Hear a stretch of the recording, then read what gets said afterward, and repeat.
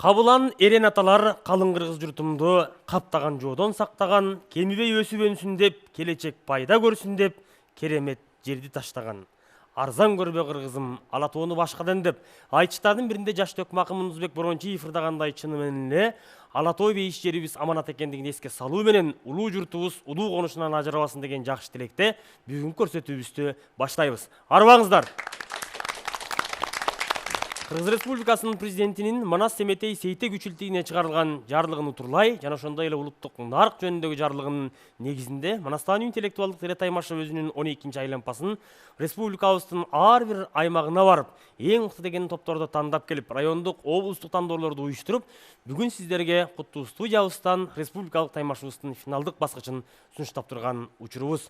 Таймашыбыздын эфирге чыгышына ар тараптан колдоо көрсөтүп жаткан Улуттук биринчи каналдын жалпы жетекчилигине жана ошондой эле Баластан каналына, Кыргыз Республикасынын Билим берүү жана Илим министрлигине, Кыргыз улуттук Манас театрына терең ыраазычылык билдиребиз. Республикалык таймашыбызга келип, эң мыкты жана жогорку деңгээлдеги упайларды топтоо менен бүгүн финалдык беттешке келип олтурган топторду тааныштырсам. Бул топтор Нарын облусунан келген Улутман тобу даярдаган мугалими, эле картуунун отличниги Гүлжан Мусабекова эжебиз. Улутман тобунун атаандашы тоолу Тогустородон келген Кемеңгер тобу даярдаган мугалими Сулайманова Асел эжебиз. Кемеңгер жана Улутман тобунун атаандашы Түп районунан келген Асман тобу даярдаган мугалими Солпуева Назгүл эжебиз. Асман, Кемеңгер жана Улутман топторунун таймашына саресеп салуучу Калыстар курамын тааныштырсам, Калыстар тобунун төрагасы, Кыргыз Республикасынын эмгек сиңирген артисти, белгилүү манасчы жана акын таймашыбыздын кеңешчиси Рыспай Исаков агабыз. Калыстар тобунун мүчөсү, Кыргыз тили төш белгисинин ээси, эле картуунун отличниги, Саякбай Каралаев атындагы сыйлыктын лауреаты, белгилүү новатор мугалим Гүлмира Жумагул эжебиз.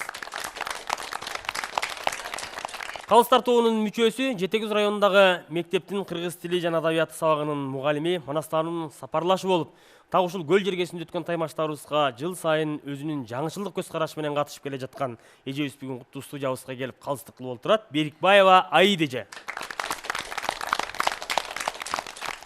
Калыстар тобу ишиңиздерге ийгилик каалайбыз. Дагы таймашыбызга топ даярдап келген мугалимдер, сиздерге дагы рахмат айтмакчыбыз. Бар болуңуздар.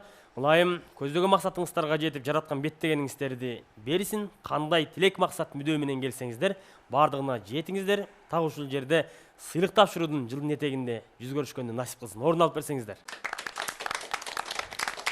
Таймашыбыздын эң алгачкы бөлүмү болгон киришүү менен кезек биздин Улутман тобу сиздерде ураан чакырып, жалпы топтун намысын көрсөтсөңүздөр.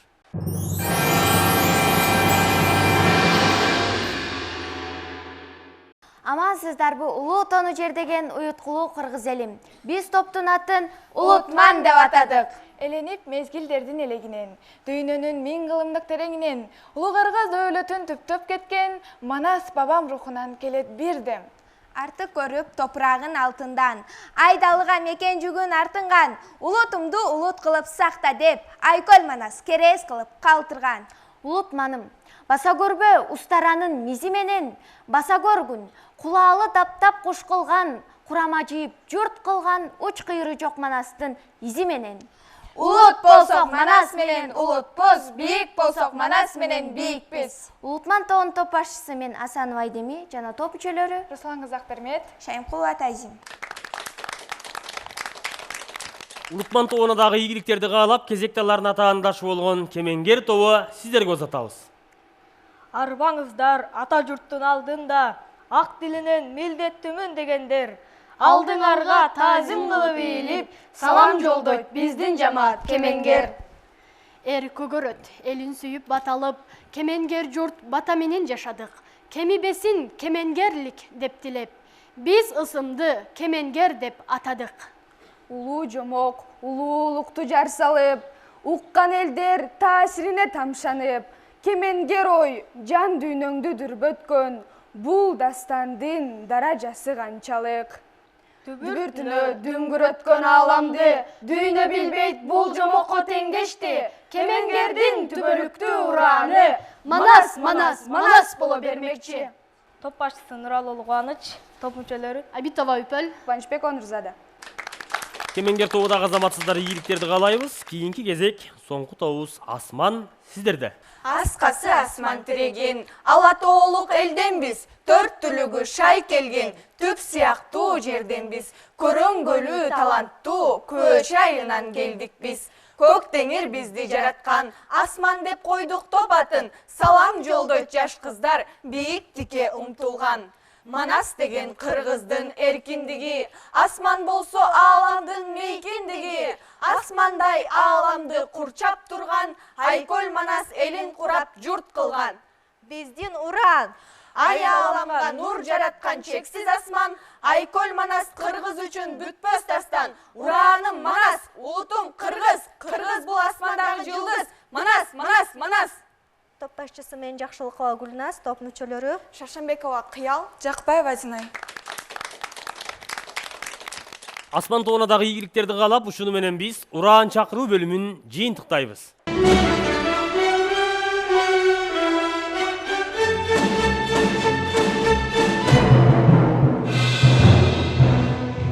Дүйнөнүн тарыхындагы кадимки 7 кереметти ар бир адам билсе керек. Булар кадимки улуу Кытай сепили, пирамидалары жөнүндө ар бирибиз өз ой жорумубузда ар кандай маалыматтарга эгедер болуп, ошол жерлерге барууну кыялдан жүргөн да кыргыздар аз эмес. Ал эми так ошолордон кем калбаган кереметтердин бири катарында улам сайын биз Манастан жаңы тарыхында жаңы бир баракчаларды ачып табылгаларды таап турабыз. Кадимки Манастабыздын ак келтеси, Зулпу кору, андан кийинки болуп өткөн бир канча окуялар, Манас атабыздын өзүнө тиешелүү болгон жер суаттары, бир шаарды жок кылып кайра кийин атын кыргызчалап койгондугу жөнүндөгү жаңы тарыхый маалыматтар бизди улам сайын жаңы сүйүнүчтөр менен, ийгиликтер менен сүйүнтөт. Балким ошол доорлордон дагы баштапкы мурдагы бир болуп өткөн тарыхтарда кадимки жеңи жок аксакал айтып аткан, айтайт десең ааламдайт, аалам алга кадамдайт, ар түркүн өнөрү жараткан, ааламдагы адамдайт деген сыяктуу 18.000 ааламдын жаралыш тарыхынан берки окуяларды өзүнө камтыган Манастын өзү керемет эмине. Ал эмес Кытайдын улуу сепили дагы кыргыздан коргонуу үчүн курулгандыгы жөнүндө айрым манасчылар өзүнүн окуясында айтат. Бул дагы болсо Манастын ачык элек сырлары көп экендигин далилдеп турат. Ошонун бардыгын ачсак деген улуу тилектебиз. Бизге сапарлаш боло турган эртеңки жаш окумуштуулар, жаш академиктер биздин арабызда бүгүн өсүп жаткандыгын биз сүйүнүч катарында айтабыз. Анда эмесе бүгүн кандай керемет суроолор катылгандыгын чогуу көрөбүз. 3 илтиктеги алгачкы суроо Улутман тобу сиздерге.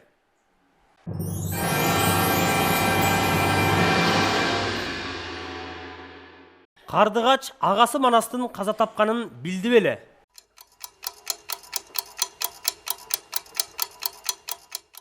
Жок, Кардыгач агасы Манастын өлгөнүн билген эмес. Кардыгач кийин ошол агам Манастан жардам сурамак элем деп кийин Таласка келгенден кийин анан Бакайдан агасы Манас каза болгонун угат.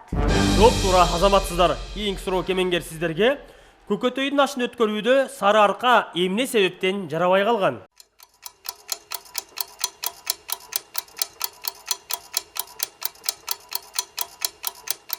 Сары Аркага өтпөй алган себеби Кошой Бокмурунга айткан, атактуу жери Сары Арка, мунун жайын айтайын. Токумдо болгон тоосу жок, токумчалык коосу жок. Сары Арка суусуз чөл экен, журт жыйылса топурап, желден учат топурак деп өткөн эмес. Баракелде, жооп туура. Кийинки суроо Асман тобу сиздерге. Чубак эмне себептен 6 шаарга султан болот? Кыргылчал бузуп тарынып, Чубак элине кирип кеткенде, Кашкарды камап алды дейт, ке бирөөнүн ке буктук, 6 шаардын баарына Чубак султан болуп калды дейт деп баяндалгандай.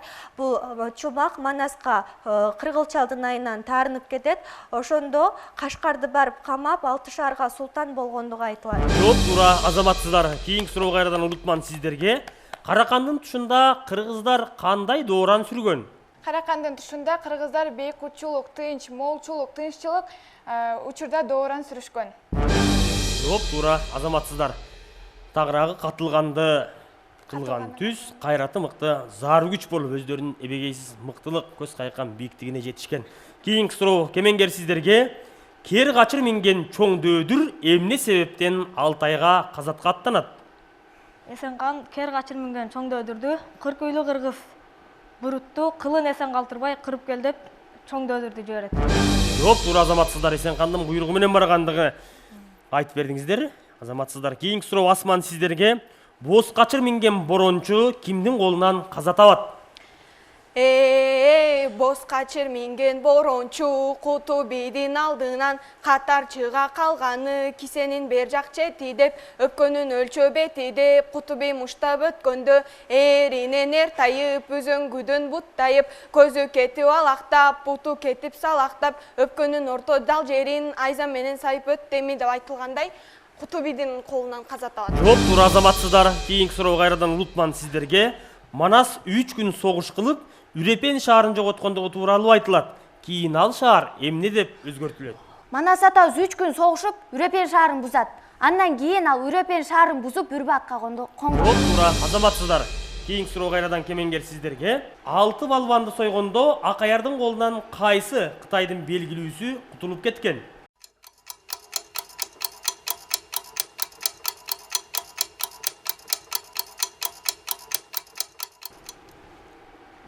Акаяр алтарамды сойгондо ошондо кочкор качып кутулуп кеткен. Тилекке каршы жооп туура эмес. Кадимки Чаңдаяк качып барып Алоокеге кабар бергендиги айтылат. Кийинки суроо Асман тобу сиздерге. Канжар алтын сыр жебесин кайсы уста жасаган?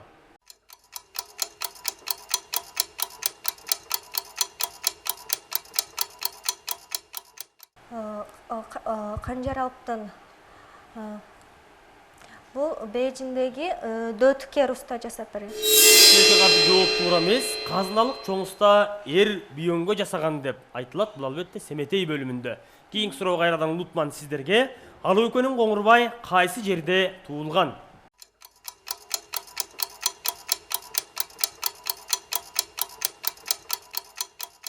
Алоокен Коңурбай чоң Бейжиңде туулгандыгы жөнүндө айтылат жана жана дагы китептерден биз чоң Анжиянда туулгандыгы жөнүндө да айтылат. Кайсына токтойбуз? Бул чоң Бейжиң. Калыстар тобу дагы өз баасын берет деген ойдобуз. Биздин оюнчуларыбыз 2 жоопту бирдей айтты. Ошол учурда биз күткөн жоопту дагы берди. Артыгыраак иретинде толуктоосунда Бейжиң жөнүндө дагы айтты. Ал эми Семетейде бул мындайча баяндалат. Алоокенин Коңурбай кебездеп бели буулган, кең Анжиянда туулган дейт. Албетте сиздердин берген жообуңуздарда упайсыз калбайт деген ойдобуз. Кийинки суроо Кемеңгер сиздерге. Эпосто Алоокенин топчусу эмнеден жасалган?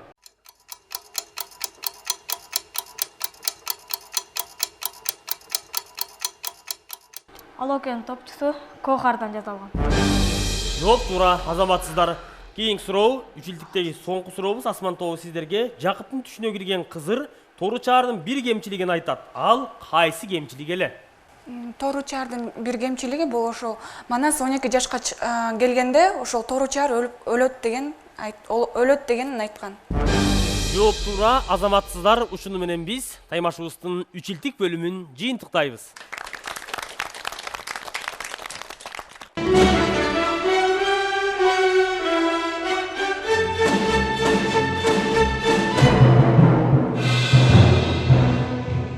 Таймашыбыздын сыр куржун бөлүмүнө кезек келип жетти. Бул бөлүмдө өзүңүздөр билгендей оюнчуларыбыз катылган куржундун ичиндеги көнөргөн сөздөр менен макалдарды чечмелеп айтып беришет. Алардын кайсы окуядан келип чыгандыгы тек жөнүндө жалпы журтка маалымат беребиз. Келиңиздер топ башчылар.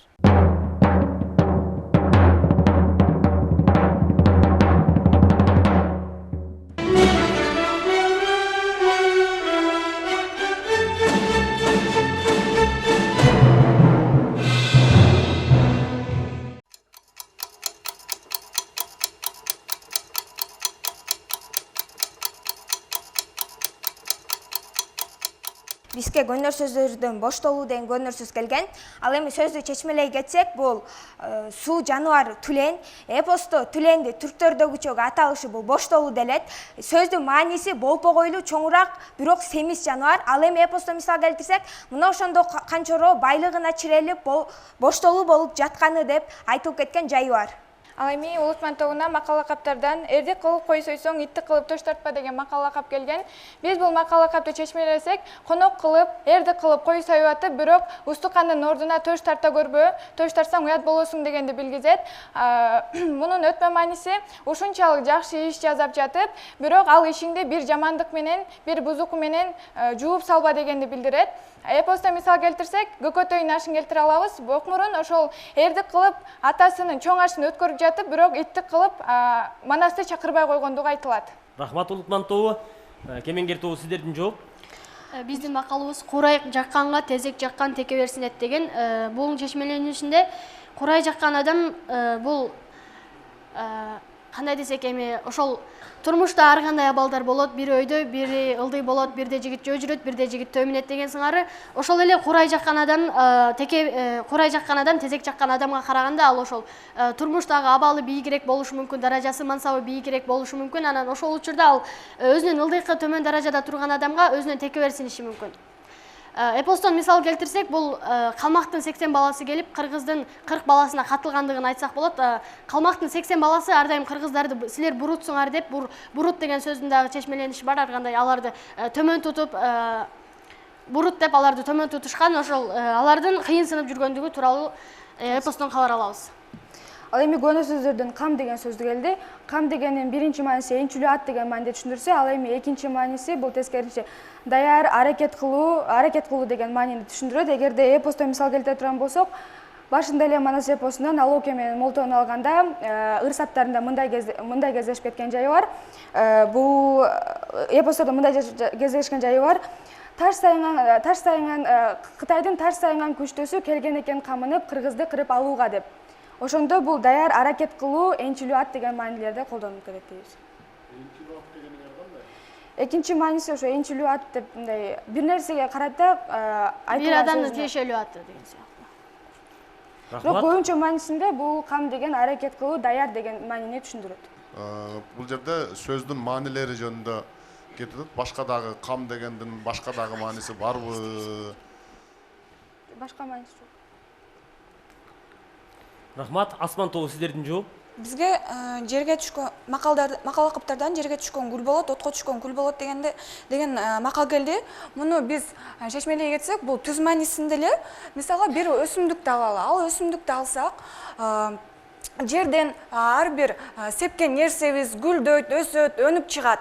Ошондой эле бир өсүмдүктү алсак, аны биз жерге сеп койсок, ал гүлдөп, өсүп, мөмө байлайт. Ал эми отко түшкөн күл болот. Бул от деген бардык нерсени күйгүзүүчү нерсе. Ошол биз себе турган өсүмдүктү биз күлгө салсак, ал эч нерсеге жарабай, от болуп күйүп кетип, гүл болуп калат дегенди билгизет. Эгер биз кыйыр маанисинде алсак, адамдардын ошо адамдар кандай жерге туш болсо, жакшы жакка туш болсо, анда ал гүлдөп, өнүгүп, өсөт дегенди билгизет. Ал эми жаман жакка туш болсо, анын дагы жолу ачылбай жаман болот дегенди түшүндүрөт. Эпостон мисалга келтирсек, чачекейди мисалга келтирели.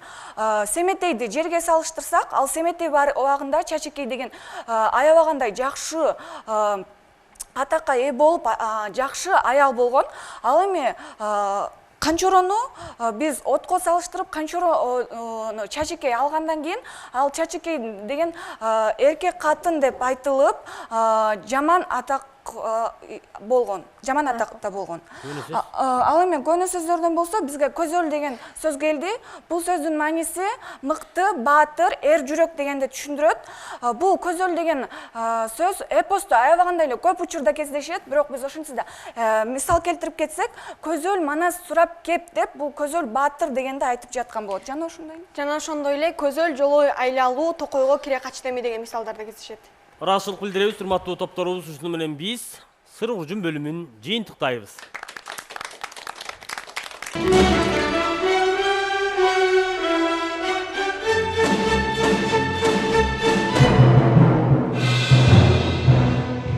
Таймаштын жүрүшүндөгү атаандаштардын өз ара суроо бөлүмүнө кезек келди. Алгачкылардан болуу Улутман тобу, төрдөгү Кемеңгер тобуна эпостун ичиндеги орчундуу окуядан суроо узатыңыздар.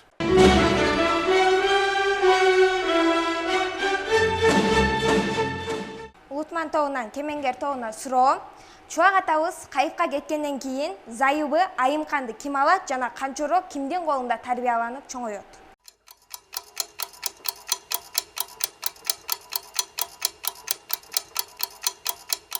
Чубак кайып болгондон кийин Канчоро Чубактын аялы бир мускалдын колунда калат. Тилекке каршы кемеңгер тобунун жолу туура эмес болуп, так жолун айта кетсек, айымды камбар алыптыр, ошол камбар Чоронун уулу болуп калыптыр деп айтылып кеткен жайы бар. Тактабайсак, Чубак атабыз кайыпка кеткенден кийин бул айымды камбар алат жана Канчоро камбардын тарбиясында өсүп чоңойот. Упай, Упай бере албайбыз. рахмат. Кемеңгер тобу Асман тобуна сурооздапкыла. Алманбет өлгөндөн кийин Алманбеттин жайташын ким алган? Алманбет өлгөндөн кийин Алманбеттин жайташын Чынкожо алып калат. Ошо бул болсо жанакы Чынкожо менен Толтой Чынкожонун өлүмүндө баяндалат. Ошо жерден ошо жайташты колдонгондугунда. Жооңар толук кандуу туура 5 деген упай беребиз. Кезек Асман тобу Улукман тобуна суроо узатыңыздар. Биздин Улукман тобуна берилүүчү сурообуз мындайча: Сейтек эпосундагы эң көп төрөгөн аял ким? Сейтек эпосунда эң көп төрөгөн аял бул Адалсур. 70 уулдун энеси Индиянын кызы экен. Адалсур катын дээр экен, 70 уулдун энеси деп айтылып кеткен жайы бар. Туурабы жок? Силердин жообуңар толук кандуу туура, биз силерге 5 деген балл беребиз. Өзүңүздөр көргөндөй таймашыбыздын жүрүшүндөгү атаандаштардын үйлөрүнөн камдап келген суроолор чыны менен ары кызыктуу. Бир жаңылык дагы болду. 70 уул төрөгөн эне жөнүндө керемет суроону жалпыбыз кулак төшөдүк. Шуну менен биз таймашыбыздын 4-бөлүмүн жыйынтыктайбыз. Таймашыбызды жыйынтыктоочу сырттандарды сынайбыз бөлүмүнө кезек келди. Так ушул бөлүмдө топтун башын баштап келген топ башчысы канчалык деңгээлде даярдыгы бар, чыны менен капилеттен сөз тапкан, караңгыда көз тапкан сырттан экендигин ушул бөлүмдө билебиз. Алгачкы кезек бул Улукман тобунун сырттаны. Сизге биринчи суроо.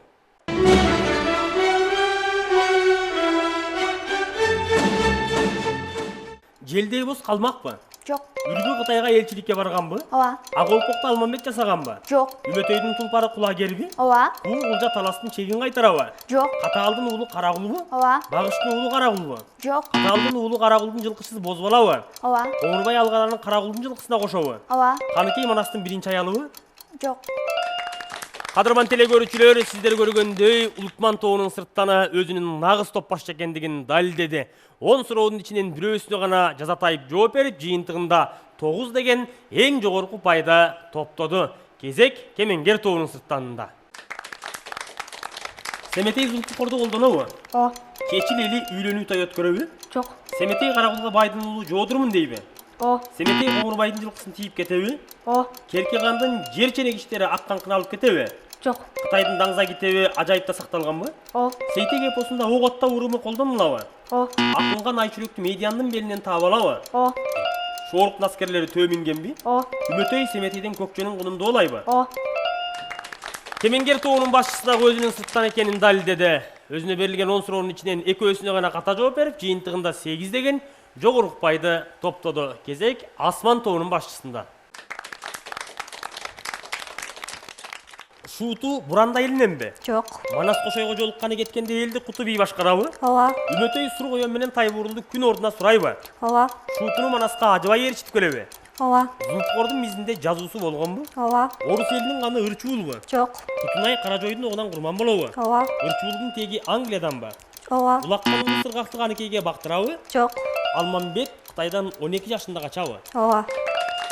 Бүгүнкү таймашыбыздын сырттандары өздөрүнүн чыны менен сайгашык экендигин көрсөтө алды. Дегенибиз бири дагы 8ден ылдый упай топтогон жок. Берилген 10 суроонун ичинен биздин соңку тобубуз Асман дагы бирөөсүнө гана ката жооп берип, жыйынтыгында 9 деген эң жогорку пайда топтоого жетишти. Ушуну менен таймашыбыздын дээрлик 5 бөлүмү тең жыйынтыкталып олтурат. Таймашыбыздын эфирге чыгышына зор колдоо көрсөткөн биздин өнөктөштөрүбүз Кыргыз Республикасынын Билим берүү жана Илим министрлигине, Кыргыз Улуттук Манас театрына терең ыраазычылык билдиребиз.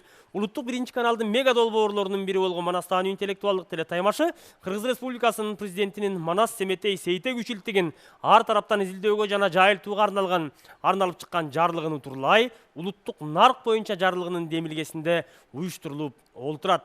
Бүгүнкү таймашыбыз канчалык деңгээлде болду, кайсыл тайпа маарага озуп келди? Жалпы жыйынтыкты калыстар тобунун мүчөсү Гүлмира эже сизден уксак. Кымбаттуу бүгүнкү таймаштын катышуучулары, абдан кызыктуу жакшы оюн болду. Бирок оюн деген оюн, бирибиз озобуз, бирибиз калабыз дегендей. Жалпы жыйынтыкты айтсак, Улутман тобу 49 балл, Кемеңгер тобу 37, Асман тобу 44 деген упайларга ээ болушту.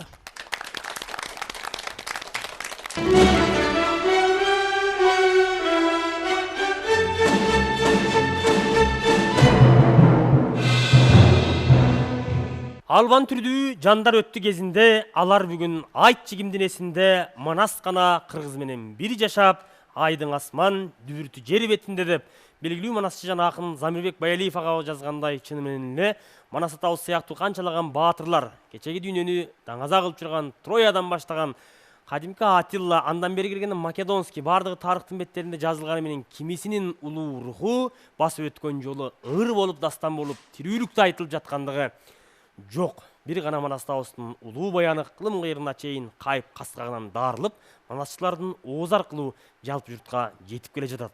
Айтып гана тим болбостон, айтып жаткан учурда тегерегиндеги адамды дагы кайсы бир деңгээлде таасирин берген бул улуу күч адам акылдан сырткары Кудайдан берилген улуу нерсе экендигин эске салуу менен бүгүнкү көрсөтүүбүздү жыйынтыктайбыз. Кайрадан эфир аркылуу жалындаган жаштар менен амандашканга чейин сак саламатта эсен туруңуздар.